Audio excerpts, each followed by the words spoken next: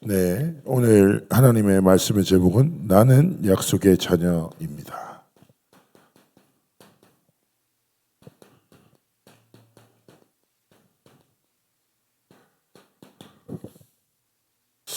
오늘 하나님의 말씀을 통해서 우리에게 주신 은혜가 무엇인지 이렇게 찾고 발견하는 은혜의 시간 되기를 주님으로 축복합니다. 오늘 우리가 로마서를 쭉 보고 있는데요. 먼저 이제 본문에 대해서 말씀하기 전에 책 중에 이제 마지막 몰입이라는 책이 있어요.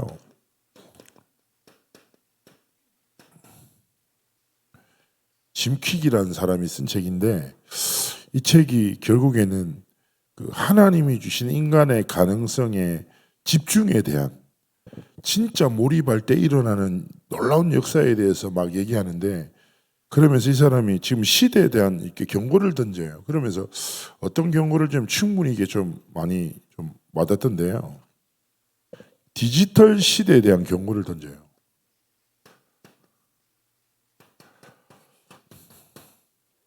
우리가 잘 말하는 대로 디지털 홍수의 시대다 뭐 이렇게 표현도 하잖아요.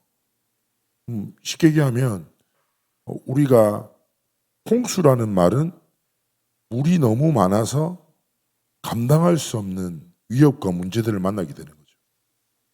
홍수라는 일이 일어나면 어떻게 됩니까? 물 때문에 사람이 죽어요. 원래 물은 사람 살리는 거거든요. 그리고 홍수가 일어난 뒤에 더 큰 문제가 생긴다고 하더라고요. 제 고여 있는 물들이 썩은 거 섞이면서 일어나는 많은 문제들이 있다고 해요. 지금 어떻습니까? 디지털이라는 고단에서 어마어마한 많은 정보들이 넘쳐나잖아요. 근데 그 정보 중에 뭐예요? 거짓 정보도 많고 동기를 가지고 왜곡된 정보들도 많고. 그래서 그 한 조사에서 봤더니 히틀러 있죠, 히틀러. 히틀러가 세계 대전을 일으킬 때 썼던 방법이 미디어를 지배했습니다. 그래서 자기들이 원하는 의도대로만 독일 모든 백성들이 시민들이 자기들이 원하는 사상, 자기들이 원하는 관점을 딱 가지기 위해서 반복적으로 미디어를 계속 활용한 거예요. 바깥의 건 보지 못하도록 이렇게 만들어 버리기도 하죠. 그러면서 점점 많은 사람들이 디지털 세계 안에서 삶의 의존도가 계속 높아지는 거예요. 그래서 뭐요? 정보의 혼수 속에 분별력이 없이 계속 뭐예요? 디지털 세계 안에서 자신을 의존하고 그러면서 점점 어떤 문제가 생깁니까? 디지털로 인한 주의 산만이 계속 늘어나는 거죠. 왜 그렇습니까? 일시적인 쾌락을 영상을 통해서 계속 접하는 거예요. 그러다 보니까 어쩔 수 없이 뭐예요? 집중할 수 있는 힘이 없어요. 그래서 요즘에 계속 내각자들도 나서 경고하는데 쇼츠나 릴스 보지 말라고. 저도 보거든요. 보면 재밌잖아요. 이렇게 쭉쭉쭉. 아시죠? 계속 보죠. 그러면 요즘에는 잘 보세요. 원래 드라마가 뭐예요? 50분 했잖아요. 60분 했죠. 근데 요즘 사람들 60분 보는 분들은 보지만 젊은 사람들 잘 못 봐요. 그래서 인터넷에 뭐가 있냐? 10분 요약이 있어요. 이야기를 다 보려면 정신 없으니까 집중이 안 되니까 산만하니 예? 짧게 줄여. 그러면서 뭐예요? 쇼츠는 1분짜리잖아요. 그러다 보니까 사람들이 점점 뭐예요? 자 보세요. 주의가 분산되고 산만해지다 보면 결국 어떻게 돼요? 집중할 수 있는 힘이 없어져요. 그러면서 점점 생겨요. 디지털 치매가 나와요. 계속. 이게 무슨 말이냐면 치매라는 게 아예 생각하지 못하잖아요. 뇌질병이죠. 자, 그 혹시 가끔씩 식당 가다 보면은 이제 그런 경우가 있죠. 엄마들이 젊은 엄마들이 아이한테 이제 핸드폰이나 아이패드 딱 켜주고 아주 교양 있게 식사를 펴놔놓고 애들은 가만히 이렇게 한 시간 또 가만히 이렇게 그렇게도 하잖아요. 하나님이 주신 뇌 자체를 굉장히 중요한 게 뭐 전두엽이라고 사고를 계속 해야 되죠. 그런데 디지털에 계속 의존하다 보면 그리고 디지털로 인해서 정보 자체가 불분명하다 보면 결국에는 뭐예요? 기억을 높여주는 게 내 근육과 같은데 근육이 없으니까 어떻게 돼요? 그래서 최근 몇 년 전이죠. 청소년 아이들 중에 잘 보세요. 얘가 예배 시간에 전도사님한테 혼이 나서 화가 났어요. 그 저한테 따졌어요. 목사님, 제가 왜 혼이 나야 되냐고. 너 예배 시간에 떠들었잖아. 근데 제가 왜 화가 나야 되냐고. 제가 좀 당황했어요. 그래? 그러면 너는 예배 시간에 떠든 게 괜찮아? 아니요. 근데 제가 왜 혼이 나야 돼? 공부를 잘하는 애예요. 근데 뭐냐면 인과 자체가 이해가 잘 안 되는 거죠. 무슨 말이냐면 하나님이 주신 뇌를 우리가요 건강하게 잘 계속 사용해야 되는데 우리도 모르게 세상에 만들어진 디지털이나 미디어에 계속 빠지다 보면 하나님 앞에 집중할 수 있는, 생각할 수 있는 힘이 없는 거예요. 그러다 보면 그걸 어떻게 돼요? 영상에 반응은 하는데 사고할 수 있는 능력이 없어. 그리고 여기서 더 무서운 게 마지막 단어인 거예요. 최근에 뉴스에 크게 한번 났죠. 디지털로 추론하는 거예요. 무슨 말입니까? 자기의 생각의 결과값까지 디지털에 의지하는 거예요. 그래서 얼마 전에 대학 시험에 뭐가 났어요? 챗GPT로 시험을 다 보다가 챗GPT가 추론해준 질문에 대한 답을 시험지에 옮겨 썼다가 뉴스에 났잖아요. 도대체 이게 뭐냐 이거. 자, 계속 시대가 앞으로 어떻게 됩니까? 사람이 만든 세상에 의지해요. 그 속에서 모든 걸 보고 만들어요. 그죠? 그 정보로 이해해요. 거기서 말하는 것으로 삶을 선택해요. 점점 뭐예요? 하나님이 주시는 집중과 하나님이 주신 참된 거를 상실하게 되는 거예요. 그래서요, 우리가 계속 말씀 듣잖아요. 묵상, 집중, 호흡, 말씀 계속 많이 듣잖아요. 근데 이게 뭐예요? 진짜 우리의 몸과 뇌와 영을 살리는 되게 중요한 방법입니다. 그래서 뭐예요? 정말 하나님의 말씀을 묵상하고 하나님이 주신 복음에 집중하고 하나님의 말씀과 복음을 깊이 누리는 호흡과 기도. 이 동이 뭐예요? 우리가 합니까? 치유되고 237 현장을 보게 되고 서밋으로 세우는 모든 비밀을 얻게 됩니다. 그래서 저는요, 사람들이 선입견을 많이 가지고 있어요. 그런데 그 선입견이 가장 심한 사람이 뭐예요? 나에 대한 선입견이 되게 심해요. 내가 아는 대로 나를 정의하고 내 삶의 모습대로 나를 판단하고 하나님이 주신 걸 계속 상실한다니까. 제가 사역했던 아이 중에 하나가 부모님이 이혼하시고 어머니가 혼자 보험 일을 하면서 두 딸을 키워요. 그러니까 아이들을 돌볼 시간이 없어. 그러다 보니까 얘가 뭐 여러 가지 상황상 경제적인 것도 너무 어려운 거죠. 얘가 제가 다락방인데 얘가 참 똑똑하고 좀 괜찮은 애예요. 여자인데 두 자매가. 그래가지고 이제 사역을 하는데 이 친구가 한 날은 저한테 이러는 거예요. 목사님, 제가 목사님께만 말씀드리고 싶은 게 있다는 거예요. 왜 이랬더니 자기가 사실은 상처가 되게 많은 아이라는 거예요. 제 상처 없어 보이죠? 항상 웃고 다녔거든요. 상처가 많다는 거예요. 왜 이랬더니 부모님 관계, 아빠가 진짜 나쁜 놈이었다는 거예요. 내가 봐도 아빠는 나쁜 놈, 너무 심한 나쁜 놈이라는 거예요. 그런데 그 아빠 때문에 엄마가 병들었다고. 엄마가 겉으로 멀쩡한데 속이 병들었다고. 그래서 엄마가 우리한테도 나쁘게 했다고. 뭐 이런 얘기를 해요. 그래서 나도 놀랬지. 엄마가 굉장히 엘리강스한 분이야. 교회에서 보면 항상 지적이고 다 멋있게 다니시나. 오, 그랬냐. 그러면서 이거 어떤 말을 하냐면 저는요, 복음이 아니었으면 아마 저는 정말 아무것도 아닌 비참한 아이였을 것 같다는 거예요. 그런데 자기는 가장 가치 없는 게 자기 자신인 줄 알았다는 거예요. 근데 복음을 딱 듣고 내가 하나님의 자녀고 하나님이 세계복음만을 위해서 자기를 부르셨고 자기와 함께 하신다는 사실이 너무 설레고 행복하더래요. 그러면서 얘가 삶에 둘러싸고 있는 환경과 상처 여기에 낙심치 않고요. 주시는 말씀을 붙잡고 날마다 자기를 지키며 믿음으로 도전하는 거예요. 그러더니 이 아이가 두 가지 딱 단어를 붙잡았어요. 세계복음화 중에 유대인, 미국, 복음화 다 이 언약 붙잡았어요. 언제? 중학교 3학년 때. 이 친구가 돈이 없잖아요. 근데 임마누엘 부산교회는요 주보에 선교헌금을 하잖아요. 그러면 그 선교헌금 제목대로 다 구분해서 올려요. 유대인 복음화는 얘만 해요. 헌금을. 얼마?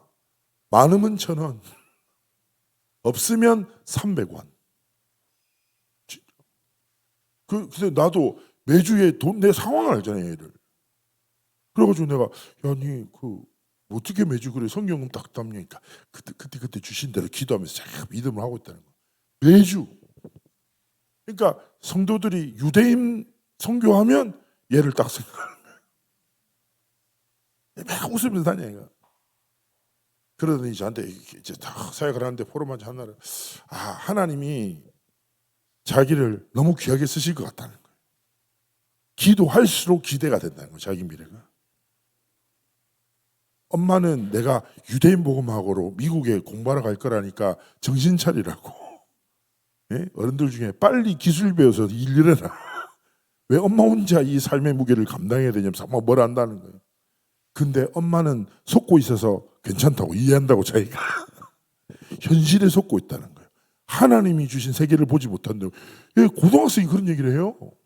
자기가 엄마를 위해서 기도한다. 그러면서 얘가 말씀 묵상하고 복음에 집중하고 삶을 지키면서 이 능력을 다 도전하는데 국비 장학생으로 미국에 딱 갔어요. 미국에 가서 유대인들은 아시안들이랑 안 놀아요 원래. 처음 사귄 아이가 룸메이트가 유대인. 하필 한국 문화를 좋아하는 유대인. 친구 딱 되고. 이 아이가 복음전에서 영접하고 지금도 미국에서 공부하고 있어요. 이제 취업해가지고 일하고 있거든요. 자, 제가 보면서 우리의 삶을 올가매고 둘러싸고 있는 많은 뭐예요? 올무 함정과 틀이 있을 수 있죠. 나도 모르게 내 삶을 잠식하는 디지털 속에 있는 흑암의 문화가 있을 수 있다니까. 근데 우리가 말씀 속에서 듣잖아요. 묵상해라, 집중해라, 호흡해라, 기도해라, 777 계속 듣잖아요. 우리는 근데 너무 쉽게 우리의 24를 여기에 그냥 흘러 떠내려가 버리잖아요. 그렇죠? 너무 보이는 게 많고 들리고 많으니까 정작 하나님의 것을 들을 수가 없어요. 기억하셔야 돼요. 이 단어를, 이 성경 구절을 기억하세요. 잠언 20장 12절 성경 한번 찾아보세요. 짧은 성경입니다. 잠언 20장 12절. 우리 이 시간에 잠언 20장 12절 말씀을 찾으셨으면 우리 합독하시겠습니다. 합독하십니다. 듣는 귀와 보는 눈은 다 여호와께서 지으신 것이라. 내 귀와 내 눈이 누구 거라고요? 내 게 아니라 여호와 하나님께서 지으신 선물이에요. 세상의 소리, 사람의 말에 사로잡혀서 세상의 것에 사로잡혀서 속지 마세요. 하나님이 주신 눈으로 하나님이 진짜 원하신 것을 보고 하나님이 주신 것으로 생명의 말씀을 듣고 모든 상황 속에서도 하나님의 음성에 귀를 기울이고 하나님이 주신 답과 응답을 찾아 누리는 증인으로 서기를 원하시는 것입니다. 자, 오늘 로마서 9장은 바울의 깊은 영적 고뇌가 담겨 있어요. 왜 그러냐? 바울이 로마서 1장에서 8장까지 계속 복음의 놀라운 능력, 오직 믿음으로 말미암아 주시는 구원에 대해서 선포해요. 그런데 이 복음을 왜 하나님의 백성으로 부름받은 이스라엘이 알아듣지 못하고 받아들이지 않냐 이거예요. 그래서 그래서 바울이 이 딜레마 때문에 큰 근심과 고통을 초래하는 거죠. 만약 이스라엘이 구원받지 못하면 하나님이 아브라함에게 주신 약속은 이거 잘못된 거 아니야. 이런 고민이 있는 거죠. 그러다가 바울이 6절에서 9절까지 하나님이 중요한 주신 복음의 비밀을 깨닫습니다. 첫 번째 뭐예요? 하나님의 말씀입니다.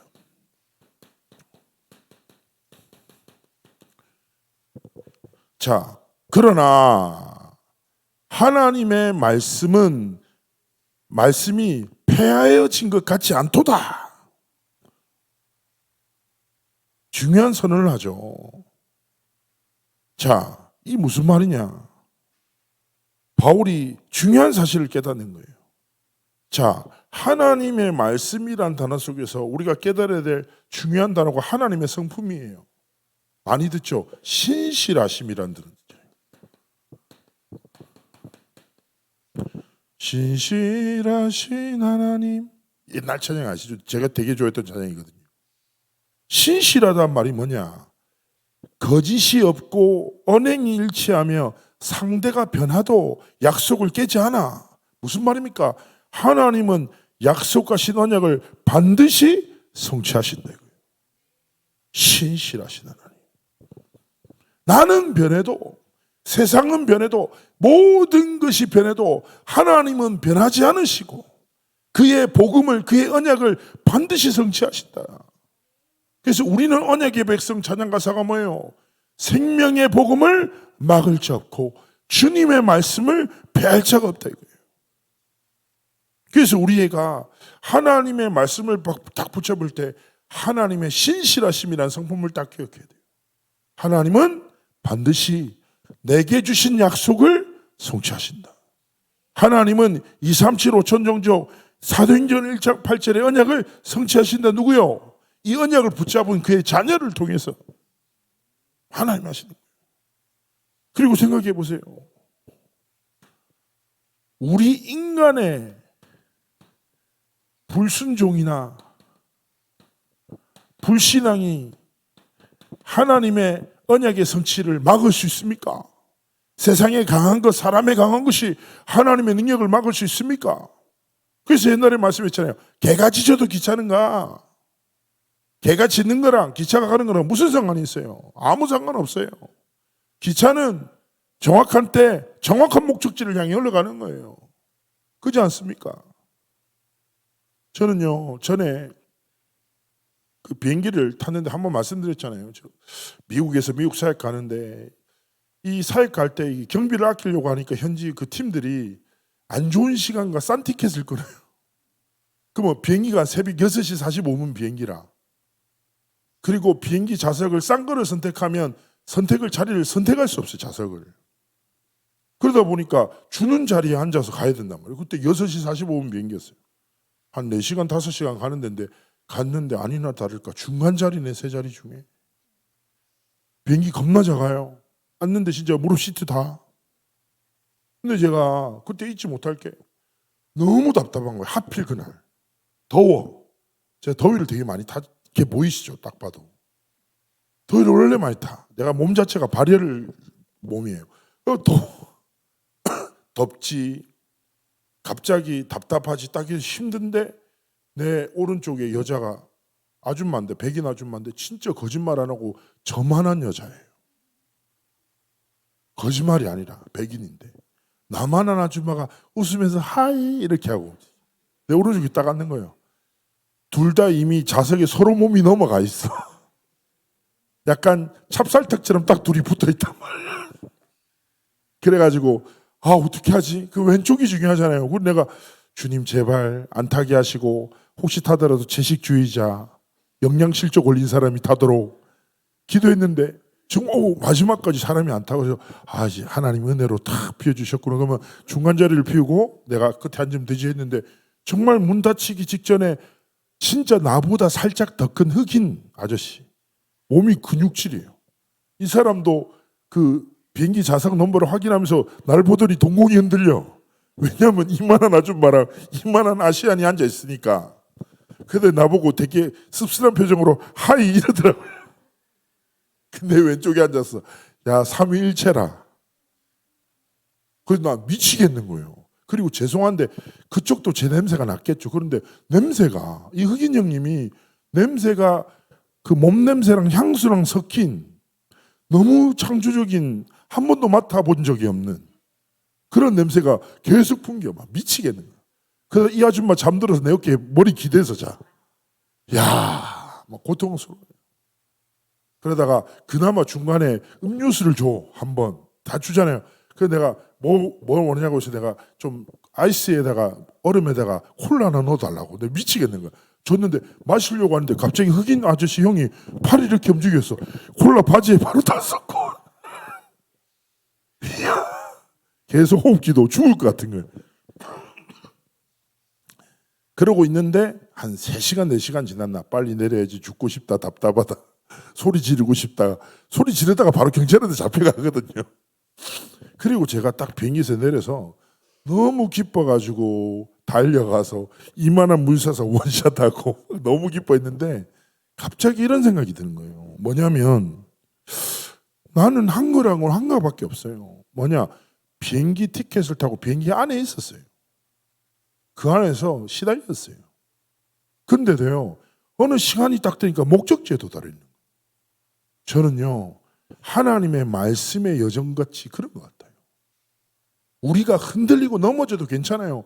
말씀만 붙잡고 있으면 그 말씀이 우리의 인생을 사로잡아 이끌어요. 왜냐? 하나님은 신실하시단 말이에요. 나의 연약함, 세상의 그 어떤 악한 것이 하나님의 말씀을 막을 수 없어요. 그래서 우리는 기억해야 합니다. 뭐예요? 살아 역사는 하나님의 완전성, 말씀의 완전성을. 일점 희릭도 변함없이 성취되는 하나님의 말씀의 완전성을. 이거를 붙잡고 뭐예요? 우리는 하나님이 주신 중요한 언약의 정을 걸어가야 되는데요. 오늘 이 말씀의 능력을 딱 가지고 바울이 어떤 깨달음을 깨닫습니까? 바로 참 이스라엘. 이게 뭐냐? 첫 번째입니다. 첫 번째 얘기하는 거예요. 혈통의 한계.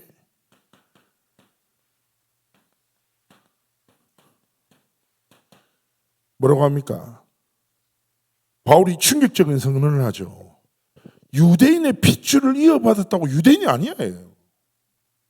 이스라엘에서 태어났다고 이스라엘 백성이 아니라는 거죠.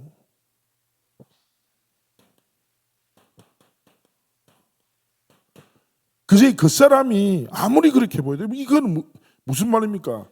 교회를 다닌다고 해서 교인이 아니라는 거예요. 제가 사역자들한테 항상 얘기하는 게 이거거든요. 목회자라고 목회자냐? 신학 공부하면 목회자냐고? 아니잖아요. 신학 공부하고 신학교 나와서 안수받은 목회자가 다 됩니까? 저 영적으로 아니라고 생각합니다. 구별되어 주신 하나님의 놀라운 은혜와 부르심이 있어야 되지 않습니까? 마찬가지입니다. 우리가 뭐예요? 겉사람을 통해서 우리의 구원을 확신할 수 없어요. 그래서 오늘 뭐라고 합니까? 말씀에서. 자, 7절 한번 보세요. 또한 아브라함의 씨가 다 그의 자녀가 아니라 오직 이삭으로부터 난 자라야 내 씨리라 불리리라 하시니라. 이 무슨 말일까요? 잘 아시는 대로 자, 이스마엘과 이삭은 아브라함의 씨죠. 그런데 이스마엘은 누굽니까? 언약을 붙잡았지만 결국에 불신앙에 사로잡혀 뭐요? 인간적인 노력을 통해서 태어난 아이예요. 그렇죠? 근데요, 그 불신앙이 뭡니까? 시대의 재앙으로 다가오죠. 지금도 모슬렘의 뿌리 아닙니까? 그런데 이삭은 누구예요? 사라가 늙어서 태문이 닫혔는데요. 말씀의 약속의 성취대로 하나님이 주신 자녀입니다. 무슨 말입니까? 하나님의 구원의 이스라엘을 구분하는 것은 인간의 공로나 인간의 의지로 인한 것이 아니라 뭐예요? 오직 하나님의 주권적인 약속 속에서 주신 은혜, 그리스도의 복음을 만난 하나님의 자녀를 의미하는 거죠. 그래서 우리를 성경에서 뭐래요? 약속의 자녀다. 그래서 하나님의 말씀 속에 기록된 그리스도의 복음을 통해서 우리가 하나님의 자녀가 됐다. 이것을 뭐예요? 하나님이 주신 최고의 축복으로 의미하는 것이죠. 그래서 우리가 누굽니까? 참 이스라엘. 하나님이 주신 구원의 축복을 입은 하나님의 자녀들입니다. 그래서 칼빈, 종교개혁자였던 칼빈이 하나님이 주시는 구원에 대해서 이렇게 얘기하는 거예요. 성경은 5가지를 이야기해. 그래서 칼빈의 5대 교리라고 해요. 첫 번째, 인간은 전적으로 타락했어. 아무런 소망이 없어. 전적으로 타락한 인생은. 그래서 두 번째 뭐예요? 하나님은 전적으로 타락한 인간을 제한된 속죄를 통해서 구원하셔. 하나님의 작정하심 속에서 모든 자들을 구원하는 게 아니라 제한된 속죄. 하나님의 작정하신 자의 모든 죄를 사신다. 그 세 번째는 뭐예요? 그렇게 속죄를 주신 하나님의 은혜는 무조건적인 선택이야. 인간의 행위와 공로에 기준하지 않아 오직 하나님의 은혜로 아무 조건 없이 그의 인생을 선택하고 부르신 거야. 그래서 우리가 뭡니까? 이런 놀라운 은혜, 전적으로 타락한, 그렇죠? 아무런 조건 안 되는 우리를 제한된 하나님의 선택을 통해서 우리를 구원하셨습니다. 그러면서 네 번째가 뭐냐? 이렇게 주시는 하나님의 구원의 은혜는 불가항력적 은혜야 라고 표현해요. 하나님이 주시는 구원의 은혜는 그 누구도 무엇도 막을 수 없어. 아무리 사람에게 깊은 상처와 영적 문제가 상관없다니까요. 그래서 저는요 확신합니다. 세상에서 가장 강력한 각인은 하나님이 주시는 구원의 불가항력적 은혜예요. 우리 삶에 임한 거예요. 정말 민지의 인생에도 뭐예요? 불가항력적 그리스도의 은혜가 딱 임해서 민지의 모든 근원에 있는 영적인 저주와 재앙을 완전히 무너뜨리는 치유 역사를 하나님 주시기 원하시는 거예요. 마찬가지인 거죠. 우리가 집사님을 위해서도 기도하고 우리 민지를 위해서도 기도하고 우리 성도님들의 중요한 시간표를 두고 그렇습니다. 하나님 구원을 주시는 전능하신 창조주 하나님의 불가항력적 은혜가 우리 성도님들의 삶에 임하여 치유하고 모든 재앙을 무너뜨리고 막힌 문을 열고 현장에 모여 구원의 문을 열고 누가 구원받습니까? 이 불가항력적 구원의 은혜가 임하는 자에게. 그리고 다섯 번째가 뭐예요? 성도의 궁극적인 견인. 하나님은 그렇게 선택하여 속죄하시고 부르신 하나님의 자녀를 절대로 포기치 않으시고 끝까지 견디고 인내하시며 하나님의 말씀을 언약을 반드시 성취하신다. 참 이스라엘. 참 이스라엘이 뭐예요? 결국 하나님이 주신 완전한 구원을 입은 자예요. 이 사실을 딱 붙잡고 하나님 앞에 우리는 무엇입니까?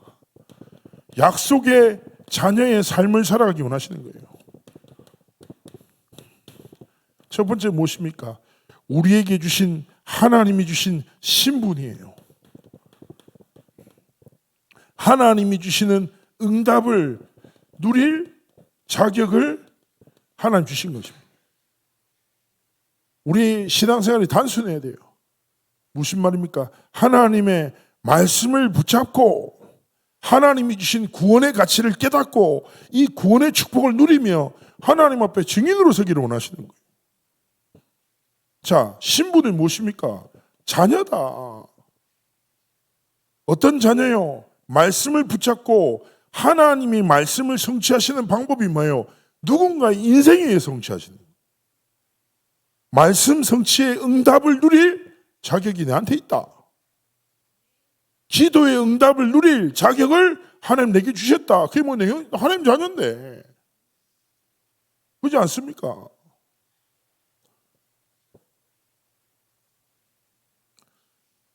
전에 한 번씩 선교사역 가면 어려운 나라 가면 거지들이 많잖아요. 이번에도 제가 말레이시아 갔다가 제가 아침마다 걸었다 했잖아요. 근데 저는 원래 거지한테 돈 안 주거든요. 아이들은 뭐라도 줘요.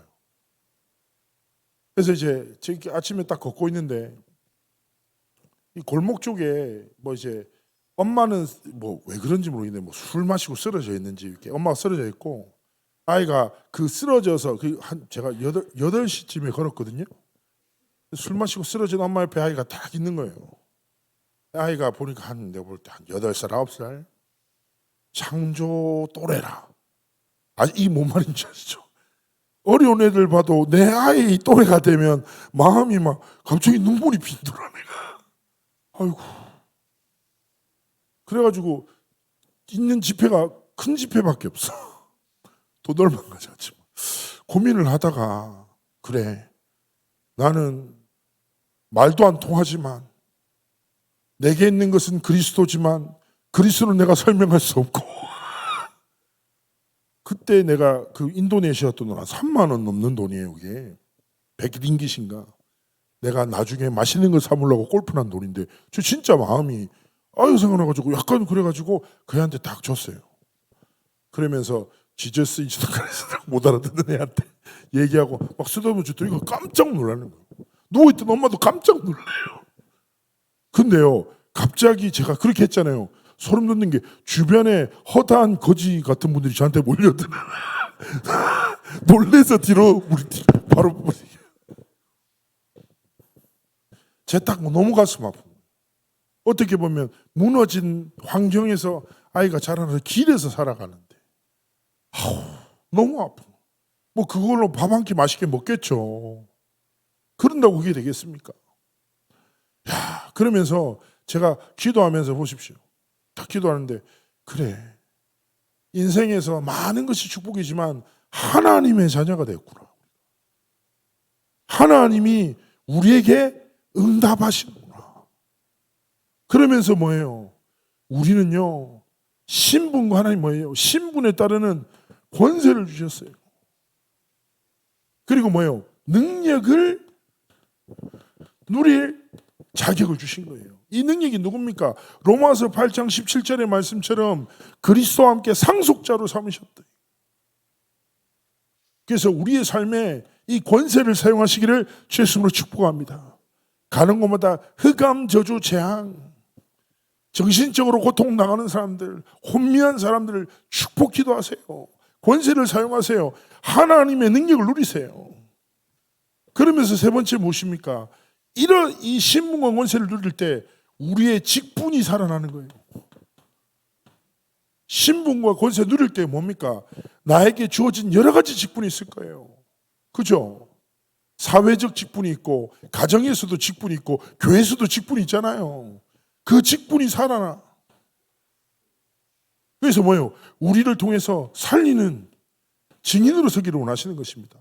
그래서 이번 한 주간 그래 세상에 많은 것들이 내 24를 사로잡으나 내가 듣는 귀와 보는 눈이 뭐예요? 여호와께서 지으신 것이야. 살아 역사하는 하나님의 말씀은 신실하신 하나님이 반드시 성취하신다. 누구 인생 가운데? 내 삶 가운데. 나는 구원받은 하나님의 약속의 자녀구나. 신분 권세를 누리며 하나님이 주신 직분 통해서 모든 것을 살리는 증인의 길을 걸어가시기를 주님으로 축복합니다. 우리 말씀 붙잡고 잠시 기도하시겠습니다. 하나님 은혜를 주시고 참된 약속의 자녀로 증인의 길을 걸어가도록 함께 하시고 축복하옵소서. 우리 기도하십니다.